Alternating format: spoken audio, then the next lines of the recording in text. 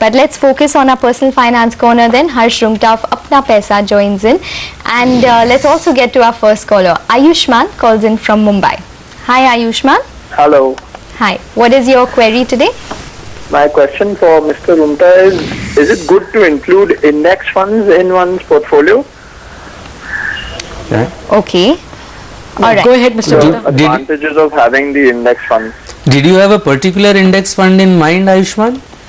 No, none in particular. I was just thinking about adding to the portfolio and was considering investing in index funds as an option.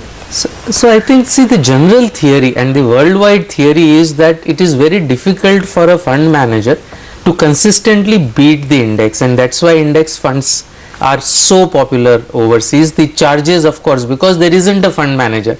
A computer is the fund manager in an index fund, and therefore the management charges are low. And the theory is that since a fund manager anyway consistently cannot beat the index, it is much better to just invest in the index. Now that's theory, and that's almost proven worldwide. In India, of course, I think we have seen that almost all the well managed active funds have beaten their respective indexes consistently. So therefore I think that theory in India still needs to be proven. I think it will take time.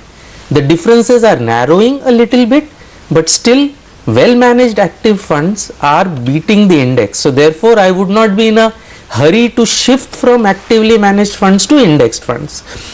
Having said that, I think a certain portion where you don't take a fund manager risk, and more so like most investors, if you are really lazy and don't really want to keep track of monitoring fund management, etc., then index fund is a fill it, shut it, forget it kind of an investment.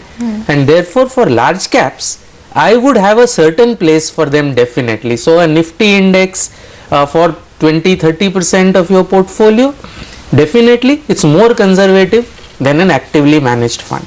Any specific names, companies that have these funds, or they are all just as good? So in index funds you have two choices. Let's say we are talking large cap.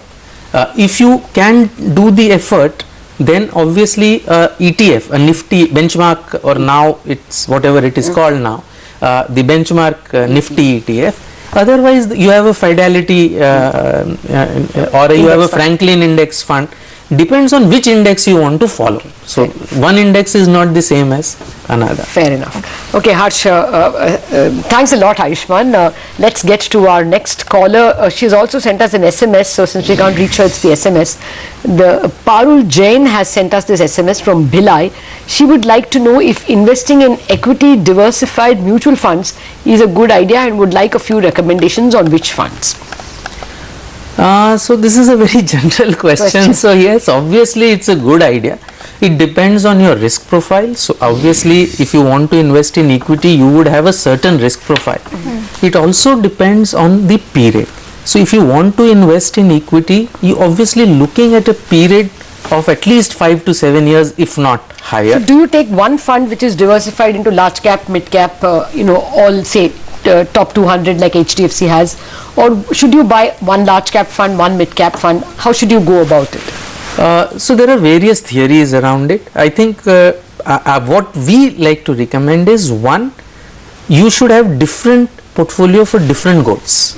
So that itself gives you more than one fund, and typically earmark a fund for a particular goal. Having said that, certain portion of your portfolio should be large cap, obviously conservative. And if it is large enough, then maybe a smaller portion to a mid cap. And if you have an expertise, then maybe a sectoral fund if you have expertise in that sector.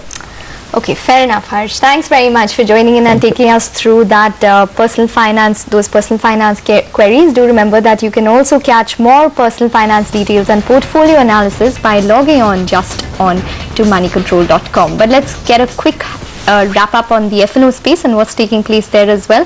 Nigel D'Souza